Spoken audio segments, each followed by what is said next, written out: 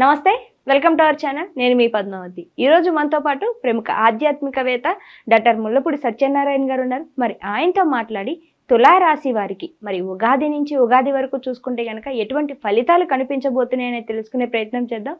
మరి మీరు కూడా వీడియోని ఎక్కడా కూడా స్కిప్ చేయకుండా చూసేయండి. నమస్కారం గురుగారు. నమస్కారం మా పద్మావతి. గురువుగారు, అయితే ఉగాది నుంచి మనకి నూతన సంవత్సరం అనేది రాబోతుంది. అయితే విశ్వావసునామ సంవత్సరం సందర్భంగా మరి తులారాశి వారికి ఏ విధంగా ఉండబోతున్నాయి, మరి ముఖ్యంగా ఆడవాళ్ళకి కావచ్చు మగవారికి కావచ్చు ఈ షష్టగ్రహ కూటమిలోని గ్రహాల అనుకూలతలు ఏ విధంగా ఉండబోతున్నాయి, విద్య ఉద్యోగ వ్యాపార చేతి వృత్తులు ఎన్నో రకాల వృత్తుల్లో ఉన్నవారు వారికి ఎటువంటి ఫలితాలు వస్తాయా అని అనేసి ఎన్నో రకాల ఆలోచనలతో ఉంటారు. మరి వాళ్ళందరి కోసం కూడా ఎలా ఉండబోతుందని తెలియజేస్తారా? వీళ్ళ జీవితము చంద్రబింబంలాగా ఉండబోతోంది విశ్వావసునామ సంవత్సరంలో. అసలు నీ ముఖంలా చక్కగా వెలిగిపోతూ ఉన్నట్టుగా వీళ్ళ యొక్క జీవితాలన్నీ కూడా ఈ సంవత్సరము వెలిగిపోతూ ఉంటాయి. విశ్వావసునామ సంవత్సరం అంటే ఏంటనుకుంటున్నావు? అసలు సంపదలనిచ్చేటటువంటి సంవత్సరం అందరికీ కూడా. ఇప్పుడు దాకా ఈ యొక్క తులారాశి వారందరూ కూడా అప్పుల బాధలతో తెగ సతమతమైపోతున్నారు. అవసరం ఉన్నా లేకపోయినా అప్పులు చేసేయడమే. ఒకవేళ మాకు ఉద్రా బాబు అప్పులు అన్నా సరే ఆ పక్కన వచ్చి పర్లేదండి ఉంచండి, వడ్డీ ఇద్దరు కానీ తర్వాత ఉన్నప్పుడు ఇద్దరు కానీ అని చేతుల్లో పెట్టేసి వెళ్ళిపోయారు. ఇది మార్చు. ఈ వరవడి మే 30, 2025 సంవత్సరం వరకు వద్దంటే అప్పులు వచ్చేస్తాయి ఈ తులారాశి వాళ్ళకి. అలాగే ఈ అష్టమ గురుడు మనకి భాగ్యస్థానంలోకి వచ్చేస్తున్నాడు మే 30 తర్వాత. అక్కడి నుంచి చూడమ్మా ఇంకా తులారాశి వాళ్ళకి స్టారే స్టార్. అయితే శత్రువుల్ని తొక్కి పడేశారు ఇంతవరకు ఈ సంవత్సరం అంతా కూడా. ఇప్పుడు పంచమంలోకి వచ్చేస్తున్నాడు రాహువు. సంతానమే పీక్కు తింటారు, సంతానమే శత్రువులు అయిపోతారు. తల్లి మాట చెప్పింది వినరు, తండ్రి మాట చెప్పింది వినరు. వీళ్ళంతా బాగా గారం పెట్టారు కదా, ఇప్పుడు చూపిస్తారు సంతానం వీళ్ళందరికీ తల్లిదండ్రులకు చుక్కలంటే ఏంటో చూపిస్తారు. ఉదాహరణకు ఒక బండి కొన్నారనుకో, అమ్మ ఒక బండి కొన్నావు కదా నాకు ఇవ్వు, నేను ఒక రౌండ్ వేస్తానంటాడు ఆ కొడుకు. వాడి వయసు అంతా 16 సంవత్సరాలు కూడా ఉండదు, వాడికి లైసెన్స్ లేదు, పాడు లేదు. వీళ్ళు ఇచ్చారనుకో ఈ కొడుక్కి, వాడు ముగ్గురిని ఎక్కించుకొని వెళ్తాడు. ఆ తర్వాత పోలీసు వాళ్ళు పట్టుకుంటారు, ట్రిపుల్ రైటింగ్, లైసెన్స్ లేదు. అప్పుడు ఇమీడియట్ కొత్త చట్ట ప్రకారము నీళ్ళ కాకుండా తల్లిదండ్రులను కూడా బొక్కలోకి తోసేస్తారు. ఆ విధంగా పిల్లల వల్ల ఈ తల్లిదండ్రులు అనేటటువంటి వాళ్ళు ప్రమాదంలో ఇరుక్కునేటటువంటి అవసరము ఏర్పడుతుంది ఇక్కడ. అలాగే తులారాశి వాళ్ళకి అందరికీ కూడా కోర్టు సమస్యలు ఉన్నాయమ్మ. చాదస్తం ఎక్కువైపోయింది. వ్యయస్థితిగతుడైనటువంటి ఈ యొక్క కేతుగ్రహము మే మధ్య వరకు 2025 సంవత్సరం వరకు చాదస్తం ఎక్కువ అయిపోయింది. ఈ క్రోధినామ సంవత్సరంలో 2024లో ఏం చేశారో తెలుసా తులారాశి వాళ్ళు? తోమిన గిన్నె 10 సార్లు తోమడం, కడిగిన గోడే 10 సార్లు నేల ఫ్లోర్ని తుడవడం. ఈ విధంగా ఎముకలు అరగొట్టేసుకున్నారు.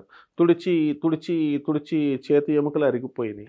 ఇప్పుడు వాళ్ళకి కాల్షియం డెఫిషియన్సీ అనేటటువంటి ప్రాబ్లం వచ్చేసింది. కాబట్టి ఈ సంవత్సరము చాదస్తం మనం వెళ్ళి చెప్పినా అలా ఎందుకమ్మా అన్నా వినరనమాట. ఇప్పుడు వాళ్ళకి బుద్ధి వస్తుంది. ఎప్పుడమ్మా మే 10 మధ్య దాటిన తర్వాత 2025 సంవత్సరం తర్వాత కేతువు కన్యారాశి నుంచి మనకి ఎక్కడికి వెళ్ళిపోతున్నాడమ్మా? సింహరాశిలోకి వెళ్ళిపోతున్నాడు. దానివల్ల తులారాశి వాళ్ళందరికీ కూడా లాభాలే లాభాలు. ఇప్పుడు ఫారిన్ సంబంధమైనటువంటి ఎక్స్పోర్ట్స్ ఇంపోర్ట్స్ బిజినెస్లు వీళ్ళకి కలిసి వస్తాయి. అండ్ డ్రగ్స్ గిగ్స్ ఇలాంటివన్నీ కూడా వీళ్ళు చైనా ఇతర దేశాలకి వీళ్ళు సప్లై చేసి వీళ్ళు అధిక లాభాలని పొందుతారు. అండ్ తీర్థయాత్రలు వదలకుండా ఏ గుడి వదలరు అనమాట. అన్ని గుళ్ళు తిరిగేస్తారు. మీ ఇంటి పక్కన గుడి ఉంటే కూడా చెప్పు, చక్కగా వచ్చి తిరిగేస్తారు. ఆ రేంజ్లో ఏ గుడి ఆ గుడి, ఇది స్వయంభువా లేకపోతే ఇది ఎవడన్నా కట్టాడా, ఇవన్నీ ఏముండవు. దేవాలయాల పిచ్చి ఎక్కువ పట్టుకుంటుందన్నమాట. ఈ విధంగా ఈ తులారాశి వాళ్ళంతా కూడా మంచిగా ఉంటారు. అసలు తులారాశి వాళ్ళంటే ఎవరమ్మా? రొమాంటిక్గా ఉంటారు వీళ్ళు. శుక్రుడి అధిపతి. అందువలన అసలే కంపాషన్ ప్రేమ ఎక్కువ ఉంటుంది. అలాంటిది ఒక 10 నిమిషాలు ఏసీ లేకపోతే ఉండలేరు, ఎండ లేకపోతే ఉండలేరు, బయట పేషెంట్గా వెయిట్ చేయలేరు, ఒక ఏదైనా అపాయింట్మెంట్ కోసం వెళ్తారు. అలాంటి వాళ్ళు ఎంతో ఓర్పు వచ్చేస్తుంది వీళ్ళకి, మార్పు వచ్చేస్తుంది వీళ్ళకి. ప్రేమ వ్యవహారాల్లో డూబ్బుగయ్యా ప్రేమలో మునిగిపోయామని అనేటటువంటి వాళ్ళంతా కూడా ఇప్పుడు భక్తిలో డూబుగయ్యా భక్తిలో అసలు ఏంట్రా బాబు ఈ తులారాశి వాళ్ళంతా ఏంటి గుళ్ళు దేవాలయాలు నువ్వు చూడు, చెకింగ్ చేయి. తులారాశి వాళ్ళే ఈ సంవత్సరం అంతా ఎక్కువ మంది ఉంటారు. ఏమంటే మీరు తులారాశి అని అడగండి, సర్వే చేయండి. ఖచ్చితంగా తులారాశి వాళ్ళు 10 మంది ఉంటే 6 తులారాశి వాళ్ళు దేవాలయాల చుట్టూ తిరుగుతారు. ఆ రేంజ్లో ఉంటుంది. ఇక ప్రమోషన్స్ కోసం వీళ్ళంతా కూడా సక్సెస్ఫుల్ అవుతారు తులారాశి వాళ్ళు. అందరికీ ప్రమోషన్స్ వచ్చేస్తాయి. అండ్ మేము అప్పులు చాలామందికి ఇచ్చామండి, అప్పులు తిరిగి ఇవ్వట్లేదండి అంటారు. మొత్తం అందరికీ కూడా అప్పులు తిరిగి వచ్చేస్తాయి. అండ్ వీళ్ళు ఇచ్చిన అప్పులు తిరిగి వచ్చేస్తాయి. అలాగే వీళ్ళు కొత్తగా అప్పులు తీసుకుంటారు. వీళ్ళకి కట్టిన అటువంటి వాళ్ళందరికీ కూడా కట్టేయగలుగుతారు. ఇప్పుడు మనం ఎంత చక్కగా చెప్తున్నా సరే ఈ తులారాశి వాళ్ళకి కొంతమందికి ఇందులో 5% మందికి అర్థం కాదు. ఏంటి ఇంకా నాకు కష్టాలు పోవట్లేదా, సార్ చెప్పేది నిజమేనా అని అనుకుంటారన్నమాట. పక్కా నిజాలే మనం చెప్తాం. కాబట్టి తులారాశి వాళ్ళందరికీ కూడా తిరుగు లేదు. పెళ్లి కావాల్సినటువంటి వాళ్ళకి భాగ్య గురుడు ఉన్నాడు ఇక్కడ, పెళ్లి చేసేస్తాడు. ప్రేమ వ్యవహారాల అతను మరాఠీయా, ఈమె తెలుగా, ఇవన్నీ ఏముండవు, ఓన్లీ మ్యారేజ్. ఆ విధంగా ఇక పెళ్లి కానీ ప్రసాదులు ఉన్నారు. నేను పెళ్ళి అవ్వట్లేదు, నేను బెంగెట్టుకున్నాడు పాపం. ఇదేంటంటే మగోడవేనా పెళ్లి కావకపోవడం ఏంటంటే ఆడపిల్లలకి లేదు ఇక్కడ బెంగ, ఓన్లీ మగపిల్లలకి పెళ్ళిళ్ళు అవ్వట్లేదు. ఎందుకంటే ఆడవాళ్ళ డిమాండ్స్ ఎక్కువైపోయినాయి. ఇప్పుడు ఒక విల్లా ఉందా, ఒక కారు ఉందా, అయితేనే పెళ్లి చేసుకుంటాను. అసలు సిబిల్ స్కోర్ తక్కువ వచ్చిందని ఒక పెళ్లిపీటల మీదకి వచ్చిన పెళ్లిని రిజెక్ట్ చేసేసాడు ఒక అమ్మాయి పెళ్లి కుదిరిపోయింది. ఇంకొక 10 రోజుల్లోనో 15 రోజుల్లోనో మ్యారేజ్ ఫిక్స్ చేసుకోవాలి. ఈ లోపల వీడికి సిబిల్ స్కోర్ తక్కువ ఉందంట.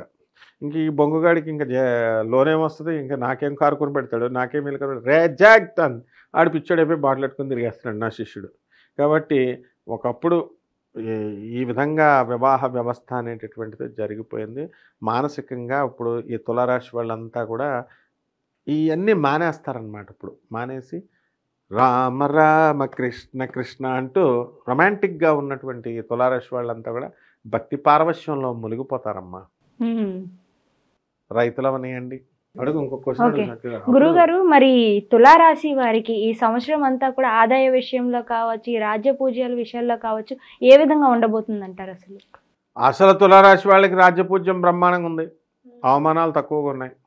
ఎందుకంటే పాపం వీళ్ళు ఖర్చు పెడతారు కొద్దిగా, పర్వాలేదు. అందరి పనులు ఏదో ఇప్పుడు పక్కింటోళ్ళ ఇది కూడా చీపురు పెట్టి వాళ్ళ వాకిలు కూడా వీళ్ళే తుడిచిపెట్టేస్తారు. అంత హెల్పింగ్ నేచర్ అనమాట తులారాశి వాళ్ళు. ఇంకా వాళ్ళు మెచ్చుకోకపోతే ఏం చేస్తారు, శత్రుత్వం ఎందుకు పెట్టుకుంటారు. కాబట్టి ఆ విధంగా వీళ్ళంతా కూడా ఆదాయ వ్యయాలు ఇవన్నీ కూడా ఆదాయాలు బ్రహ్మాండంగా ఉన్నాయి, సంపాదన బ్రహ్మాండం ఉంది. కుంభమేళ ఇంకా ఇప్పుడు యోగి ఆదిత్యనాథ్ గారు 15 రోజులు ఎక్స్టెన్షన్ చేశారు. అక్కడ వెళ్ళే వాళ్ళంతా కూడా తులారాశి వాళ్ళే ఎక్కువ మంది ఉంటారనమాట. కాబట్టి ఇక్కడ అక్కడ అని లేదమ్మా.